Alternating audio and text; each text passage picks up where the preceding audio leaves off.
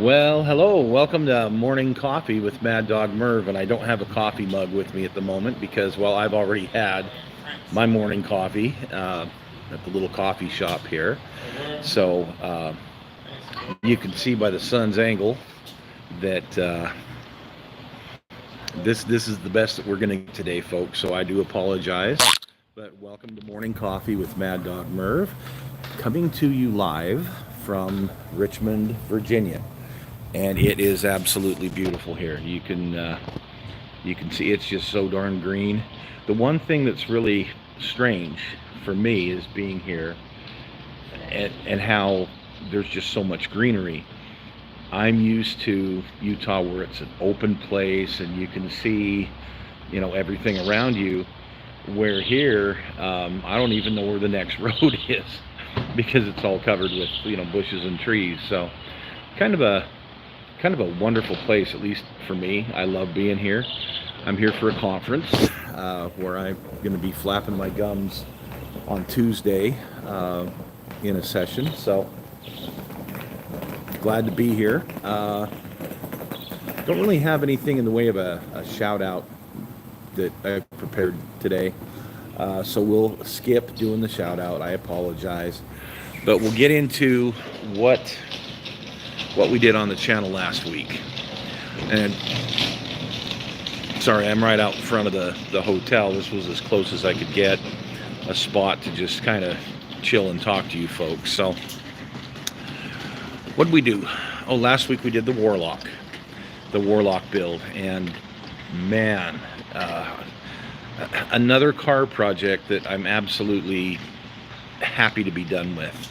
It was one of those things that started out with great intentions.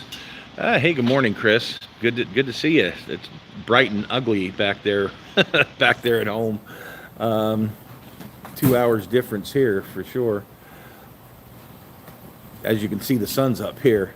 It's funny, Chris, because yesterday I hopped on a plane about this time in the morning.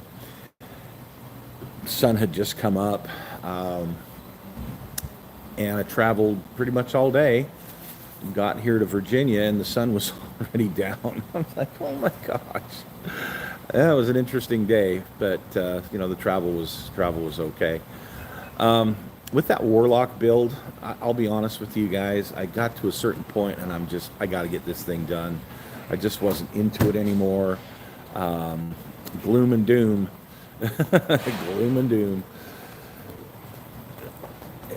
It was just one of those builds that, even though I had these 3D parts that I was really excited to try out and see how that was going to go, I didn't like the fact that it didn't come with the headlights or the marker lights lenses. Yeah, all the 3D printed stuff was really cool, but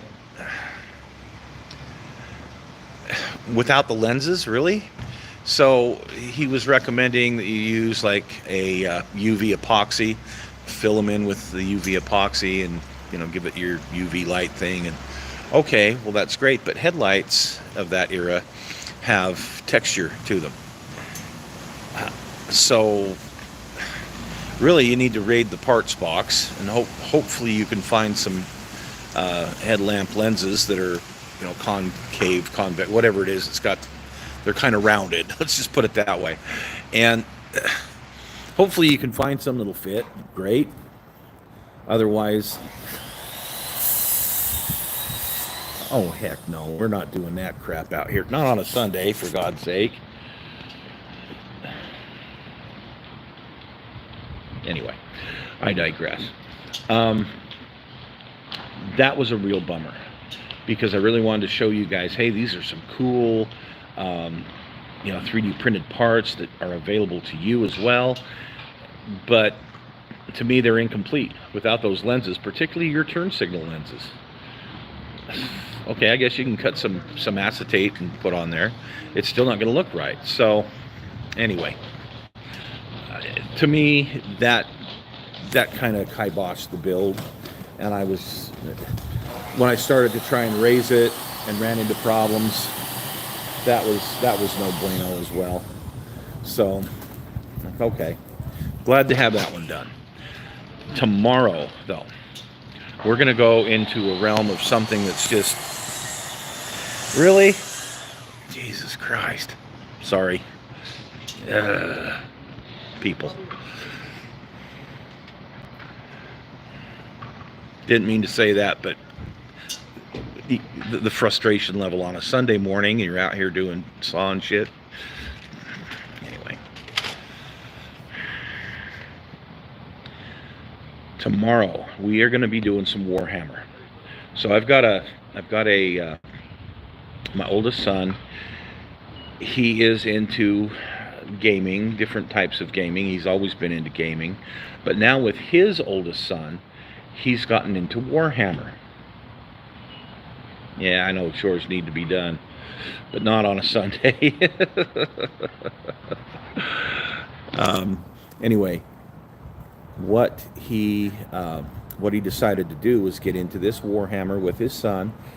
They're miniature figures about this big that you build and you paint, and then you play on a board basically and use dice and these cards that have your damage points and your defense points and all that kind of stuff.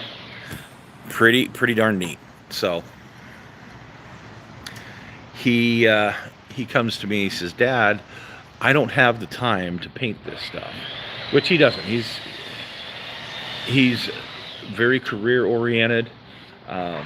He just got back from China a couple weeks ago on business. He's almost every week he's traveling somewhere, so he doesn't have a lot of time. He says, "Hey, look, Dad, would you mind doing this for me? You know, I'll pay you for it." I'm like, "You're not going to pay me to do it. I'll be happy to do it for you, as long as I can teach your son how to paint." So I'm teaching my grandson how to paint, and I'm doing these Warhammer figures. So you guys will get to see the results of that tomorrow. It is kind of interesting to see Warhammer. Something I've never even thought of doing before. But the beauty of it is, I got to try some new paints, these Citadel paints, and I absolutely love them. And I also got to try just my regular techniques on doing figures and applying them to this, and I like the results I got. So you guys can check that out tomorrow. On the Kit Hoarder Stash this last week, we did the Kate from Pearl Harbor. Not Pearl Harbor, from the Akagi. And I did the flight deck and the bridge. Yeah, it's definitely something I enjoy doing, Chris, is passing on to another generation of modelers, try and get them into the craft, try and teach them. And hopefully it sticks with this young man. He's actually going in the Navy. But here's what he's going in the Navy for. He wants to be a nuclear engineer. Yeah, he's going into engineering and wants to be a nuclear engineer. So that's an ambitious young man. Very proud of my grandson, I got to tell you. He's done the ROTC thing at West High for his 4 years, and he's traveled a lot with them. I'm very proud of this young man. The Kate, I wanted to review that a long time ago, and I never got around to it. I thought that it was just kind of an upscaled version of the Hasegawa 48 scale kit. No. This is Border completely did something different here. The parts layout is different, very, very detailed. The stressed skin on it looks really, really awesome. The only problem is decal sheet for 2 aircraft of the same carrier, which is great if you've got the carrier deck and all that. If you're just buying the aircraft itself, man, it would have been nice to have the option to do a bunch of different ones. Because I'm not going to do the ones that the decals are for. I've got a different carrier in mind. Actually, I'm going to do a torpedo plane that torpedoed the USS Utah. So that's going to be a fun build. I've already started it. That's why I wanted to get it reviewed and out of the way so I could get it started. That's my next big project I'm working on. So speaking of the kit hoarder stash, this upcoming week I've got one that I'm really excited about. It was a bucket list item. Iron Shipwrights.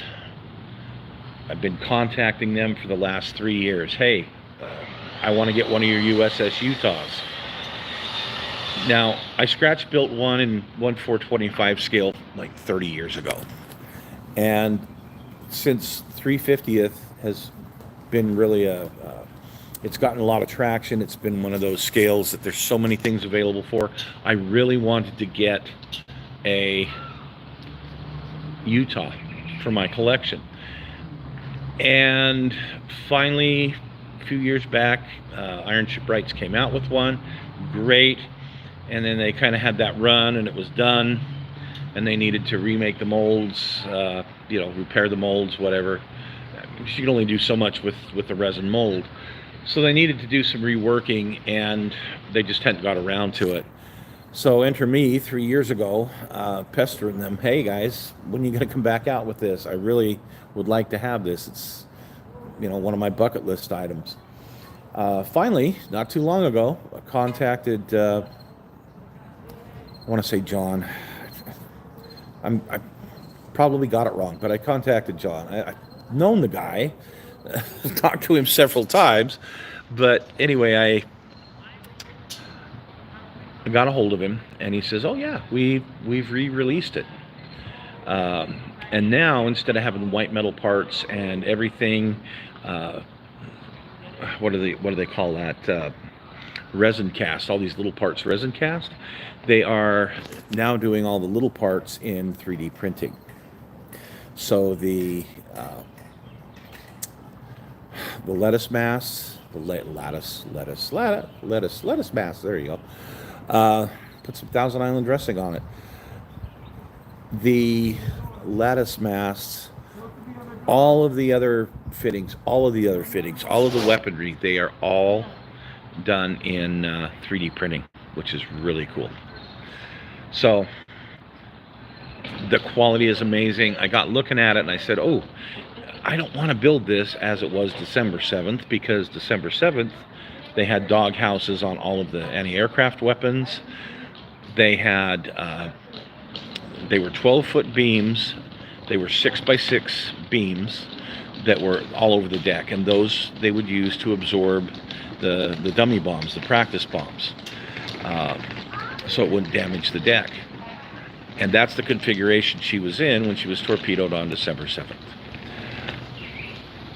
This kit comes with so many, with all the anti-aircraft weapons, because remember, this ship was also not just a target, it was also a gunnery training ship for anti-aircraft gunners.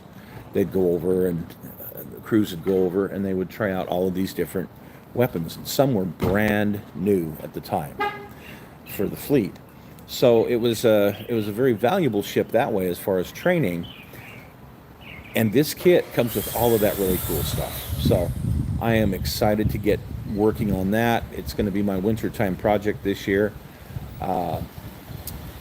Iron Shipwrights does a great job, and nowadays, honestly, with their 3D printing, these kits they're putting out are they're a masterpiece, and they're worth, to me, they're worth every penny they charge for them. So just my opinion, but we're going to review that one on Thursday. So anyway, other than the Warhammer 40K, which I've done a set, done like 10 figures, and my son has an entire army that I need to do. So I'm going to be working on those for a while. Also going to be working on that Kate, because I finally want to get that thing done. And of course, then I'm going to start the Utah. So I've got some long-term projects coming up. I don't have anything real short-term in the way of modeling going on right now. So that's going to make for some interesting content coming up. Instead of shows of completed cars and completed tanks, which I just don't know that I'm going to have a lot of those the next 4 to 6 months. So we'll see how it goes. But anyway, I'm here for a few days in Virginia. Today, I'm actually going to go visit some of the Civil War battlefields, and we'll see how that goes. I've been to a lot of them back east here. I just haven't been to anything, right here in this particular area. So we're going to work on that. We're going to see where we can go today. I have to be back this evening for the opening get together for this conference. This conference is absolutely amazing. It's all of the well, how can I put it? The custodial management, the not just custodial, but maintenance, facility services type people for the school buildings in Virginia, all over Virginia, are getting together for this conference. And they learn a whole bunch of different things, a whole bunch of different workshops that they have. And I'm fortunate enough that they asked me to come and speak at one of the workshops. So I've done this a couple of times. Absolutely love it back here. Like I said earlier, this is a beautiful place. Sorry for the profanity, but sometimes,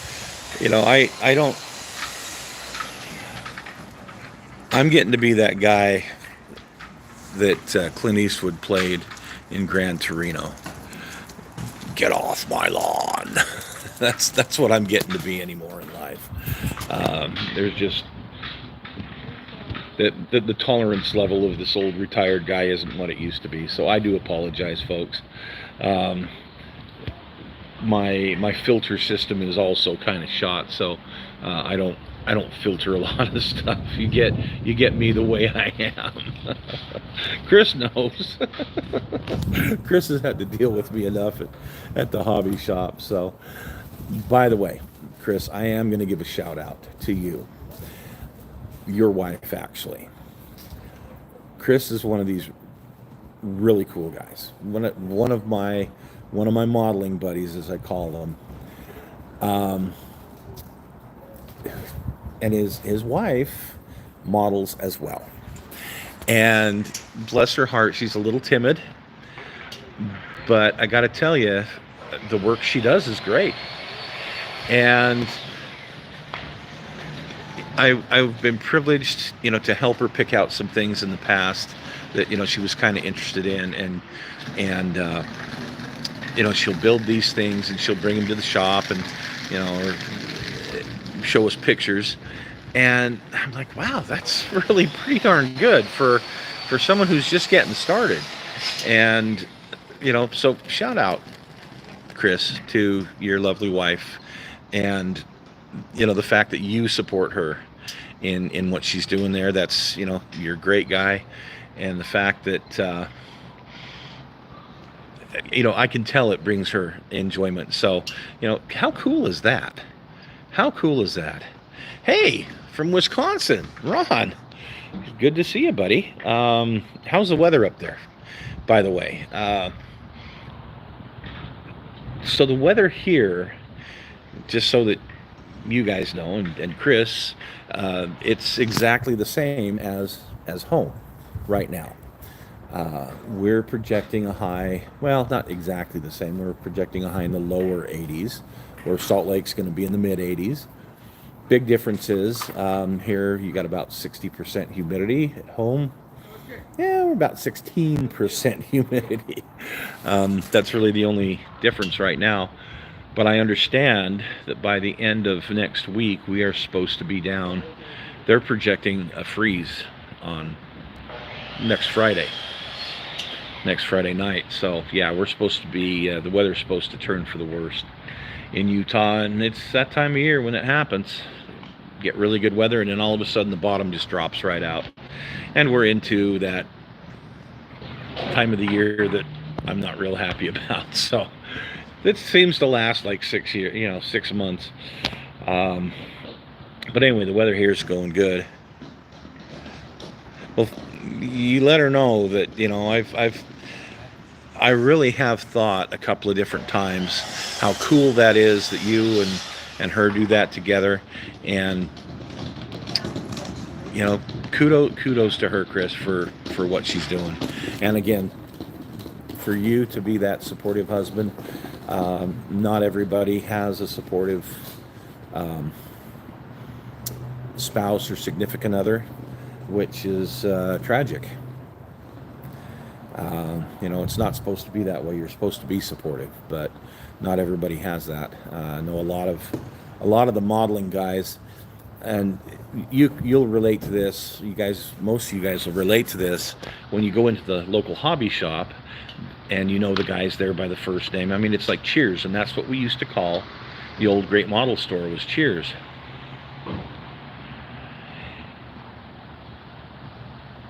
I hope it's a good one, Ron. I really do. You know how I do mine. I open the box and I let her rip.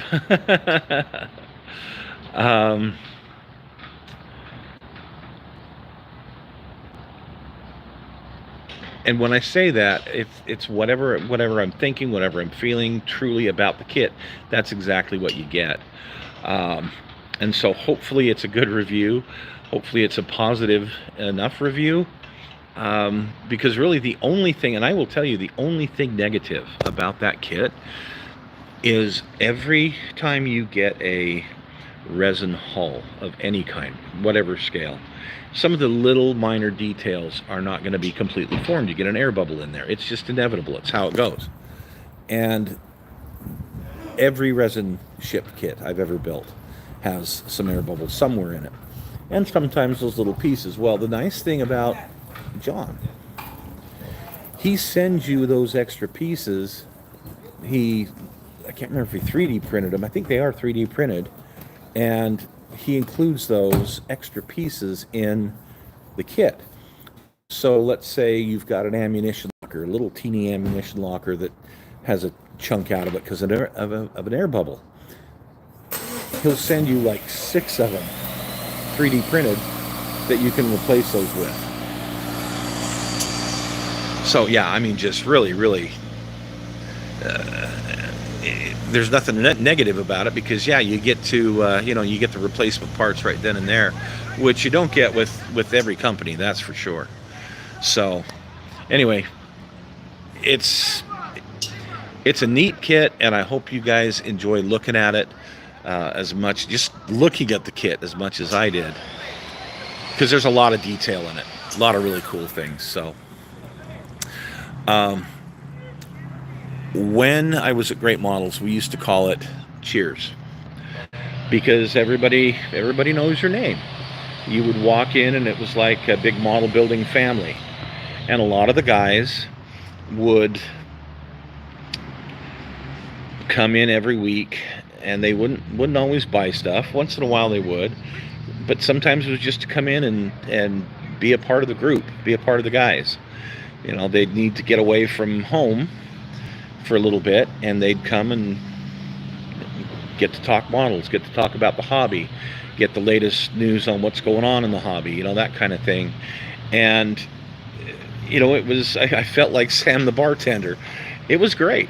It was a wonderful experience, because you really got to know people. You really got to understand people. You got to make some good friends. Got to make some good customers. And the best part was, at least for me, is I got to help. So, you know that a lot of these guys are, you know, this is their hobby. This is what they do to decompress. This is what they do to get, you know, away from all the stress. And you're helping them to, do that. You're helping them to relax. You're helping them to, you know, grow in their hobby. So, you know, being behind the counter at a hobby store, if that's all the local hobby store guy is, you need a new hobby store. We go to MRS, and the guys there are engaging.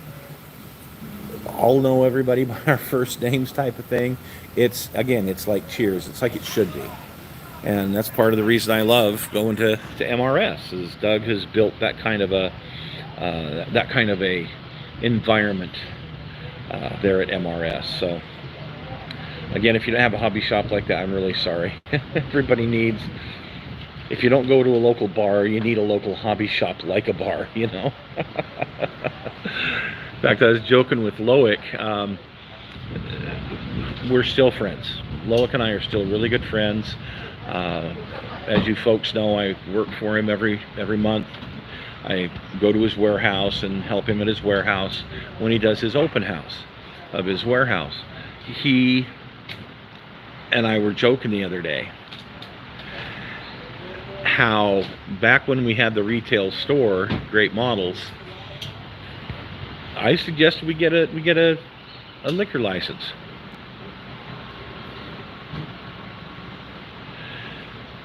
And you know, serve beer. That way the guys can come over, they can, you know, get tanked and buy more tanks, you know.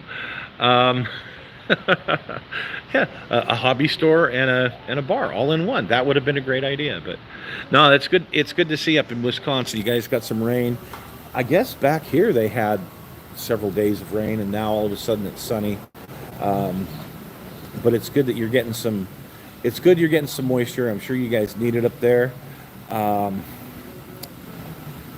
trying to think. Madison, Wisconsin. Are you very far from Madison? That's where Nationals was this last year. I had a lot of good comments I heard about Nationals in Madison. I actually have a good friend who works at UW in the student housing department. Really good friend, and is actually supposed to be at this conference. Brews and Sprues, there you go. That's what we should have called it. Yeah, Loic never would have gone for it, but hey, I think it would have been fun, don't you? And here was the other thing. I told Loic, I said we should have bought or leased the store next to us and made a craft store, okay, or a scrapbooking store. That way, you can bring your wife with. You can bring your significant other. She can come and, you know, go to the craft store, and she can enjoy doing that. You can come hang with the guys. You can have a couple of brews, and, you know, look at the books, the magazines, and, you know, spend some money on modeling supplies. I think it was a great idea. But anyway, in my perfect world. Yes, brews and brews. I do like that. That would have been a lot of fun. We had a lot of ideas that were unconventional. Okay, so here's one for you guys. Advertising. To advertise on like TV is astronomical. To advertise on radio is a lot of money, and you get whatever time slot you get. And if you get a good time slot, you're going to spend a lot of money. And you get, what, 1, 2, 3,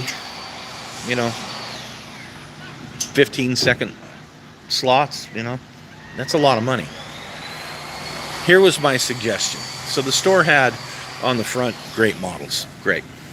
What I suggested is that we buy like a 40 Ford panel delivery or something like that, an old panel delivery truck, and paint it up in some really wild colors with the Great Models logo on the back, with the address, phone number, all that fun stuff. And we take it to all the car shows, all the car shows in the summer, the cruise nights, things like that. Just go cruise the park, wherever. But then we park it out front during business hours, something that will get attention. Now, here was my thought behind this. At the time, if we would have spent, say, $10,000 on getting this, at the time, if we'd have spent 10 grand on getting this vehicle and getting this stuff done, great. And you spend that on advertising anyway, but then your advertising dollars are gone. Okay, they're gone. And whatever exposure you got. With the car, you've got continuing exposure. And when you're done with it, you sell it. And you recoup most, if not all, your money. I thought it was a great advertising idea, but Yeah, it never got traction. It never took off. So anyway, yeah, we had some funky ideas back in the day. I don't mean to cut you guys off, but you know what? I've been rambling on now for 30 minutes, and well, I appreciate you guys being here with me. It's a little early for me. Chris knows this. You know, that 2-hour time change is.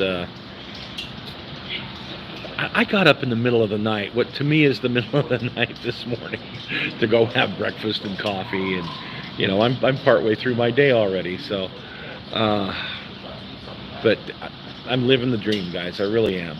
This is. You know, I'm so fortunate. I'm so fortunate to have been able to do all of the things that I do, go all the places I go, visit all the people that I do. And today I get to go see some Civil War battlefields that I haven't seen before. So I'm excited. I'm gonna let you guys go. We will see you tomorrow for the painting of these little Warhammer figures. You guys, I think you'll get a laugh out of that because it's just so way away from what I normally do. Thanks, Chris. And Ron, thank you for joining us, man. It's good to see you guys. I hope that the weather stays good for you up there in Wisconsin. And Chris, well, I guess we'll see you at Loics the next week. Is it next Saturday? Anyway, next Saturday, I guess it's the Saturday after. It's like the last Saturday this month. We'll be at the warehouse, and it'll be open. So I'm sure I'll see you and your lovely bride then. So take care, folks. Have a good day.